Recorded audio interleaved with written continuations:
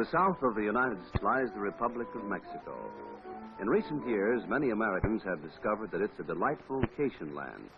Their visits, however, are usually confined. The northwestern, a relatively unknown land to most Americans.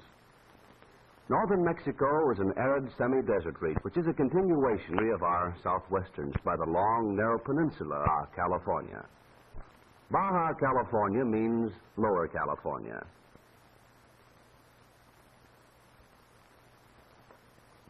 It is well named, since actually an extension of the mountain ranges of our own California.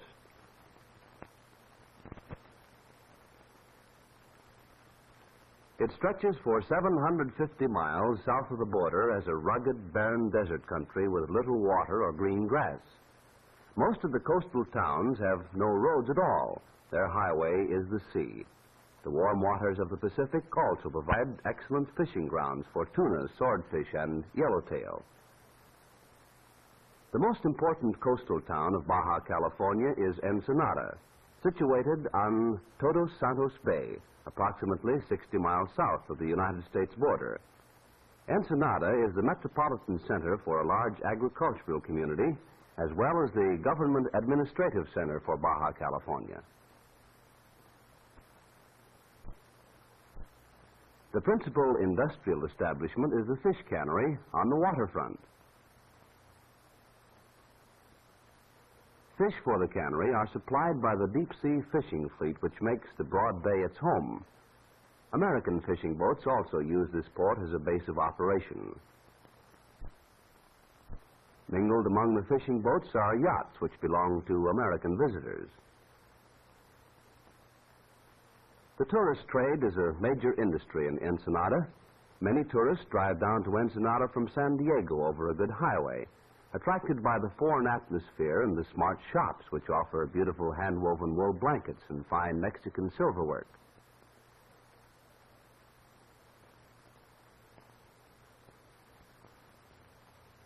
For those who wish to spend a weekend or a vacation here, Ensenada offers luxurious resort accommodations, such as this palatial seaside hotel.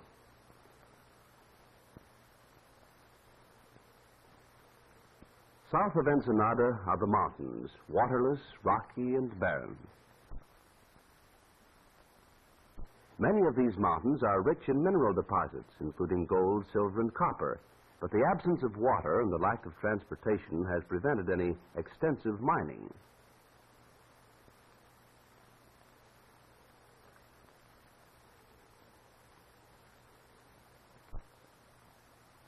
Nestled in among the rocky peaks are a few sheltered valleys, such as this one at Santa Tomas, where deep wells and irrigation bring out the wonderful fertility of the desert soil. Under the watchful eyes of men whose knowledge of grape growing has been handed down for generations, these vineyards produce magnificent purpose. From these grapes are made fine wines, which are famous throughout Mexico and the United States. 350 miles south of the American border is Turtle Bay. Here in the little town of San Bartolomé is located the lobster and abalone cannery. Lobsters are caught in wooden traps set in the little coves along the rocky coast.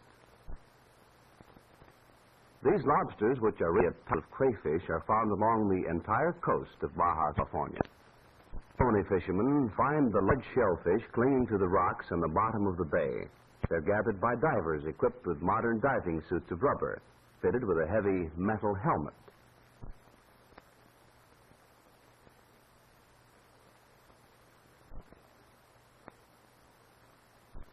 The water here is about 20 feet deep, but it's so clean that the diver can easily see to work.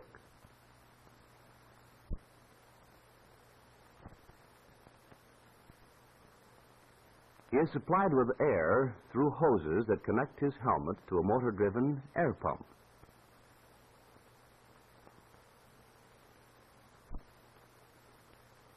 The diver puts the abalone into a net, which is pulled up by the men in the boat.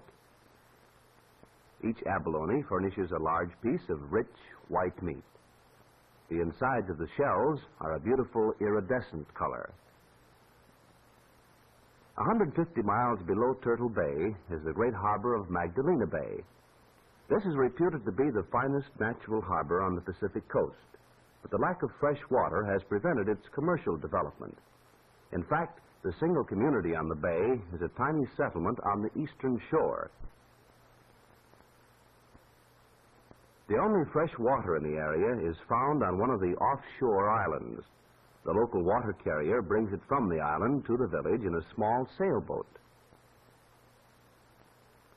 Since the island is 20 miles away, he's able to make only one trip each day. The water, which is not too clean and has a peculiar taste, is transported in casks and old oil drums and sold to the townspeople for approximately 1 peso per cask.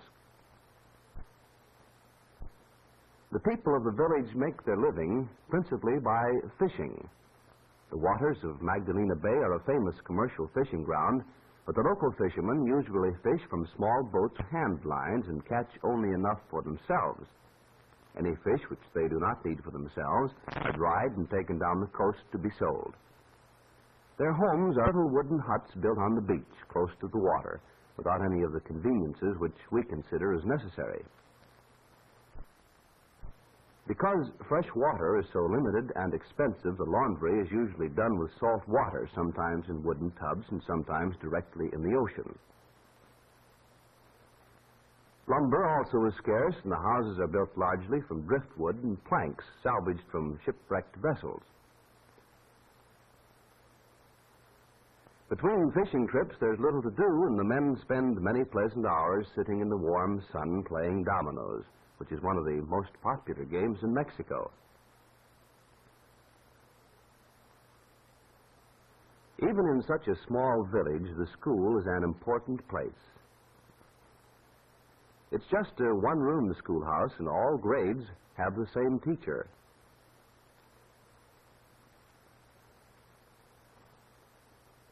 The teacher is a graduate of a special government school and has been trained to teach not only reading, writing, and arithmetic, but also health and hygiene, good citizenship, and group activities.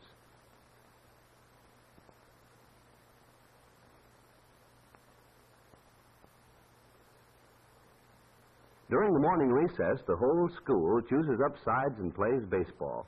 Baseball is as much a national game in Mexico as it is in the United States. At the tip of Baja, California, is Cape San Lucas and the town of San Lucas.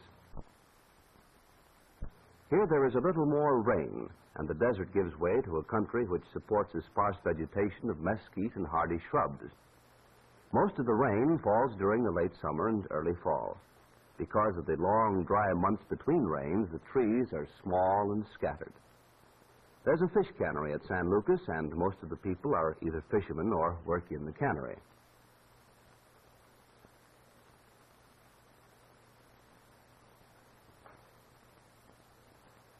The post office is combined with the telegraph station. And here, the postmistress, who operates them both, also maintains a government weather station in the attractive garden behind her home. Cooking is done on wood-burning stoves, and the hunt for firewood is never-ending. This load will be sold in the market to those who do not have time to collect their own. One good customer for firewood is the village baker.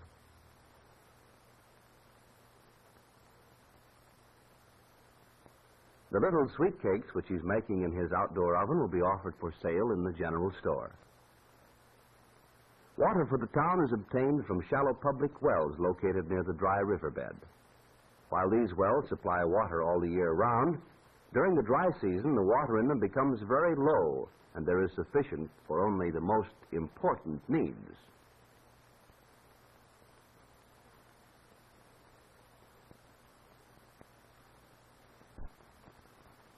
At San Lucas, automobiles again make their reappearance. This old car is used to bring vegetables into town from the nearby farming community of San Jose. The townspeople are trading dried fish to the farmers in exchange for the vegetables.